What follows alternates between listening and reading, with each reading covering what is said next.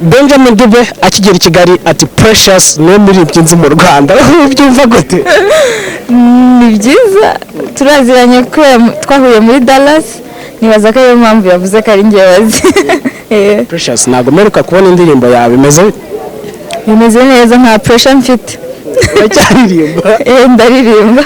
Akapera gatoya nko ku ndirimbo uvuga ati iyi ngiyi niyo ndirimbo nzaririmba na Benjamin Dube. Yavuze ati ntabwo azajya kuri stage mutari kumwe. Yiga ariko indirimbo ze kamwe ntabwo naziririmbira hano azaziririmba ejo, so nta kibazo ejo muzabe muhari muzabibona byose. Oya turashaka iyawe tu. Iyanjye kubaho ntagufite ntibyashobokera mwami. Precious bivuze iki kuvuga ngo Benjamin Dube ni umuririmbyi mpuzamahanga bwa mbere ageze mu Rwanda kuba ari wowe avuga ati Precious niwe muririmbyi nzi ati kandi buriya nzaba nezerewe kuba ndi kumwe na Precious kuri podium? Biri so humbling, numva nshishijwe bugufi n'icyo cyizere Imana iba yangiriye. Precious dutegereze nka concert yawe ryari cyangwa ikindi gikorwa mu bijyanye n'umuziki? Nzabamenyesha nta kibazo. Yego. Precious yari ahugiye mu kimuri iminsi ntabwo wari uri kugaragara ntitwakubonaga. Mba ndi mu ishuri ku ishuri n'ubu ndi hano muri vacances.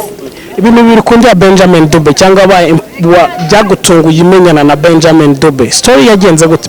Benjamin Dube kugira amenye Precious byagenze gute? Dusharinge nka testimony uko byagenze. Twahuriye muri North Carolina muri Amerika, nari ndi muri competition ya gospel, so he was one of the panelists.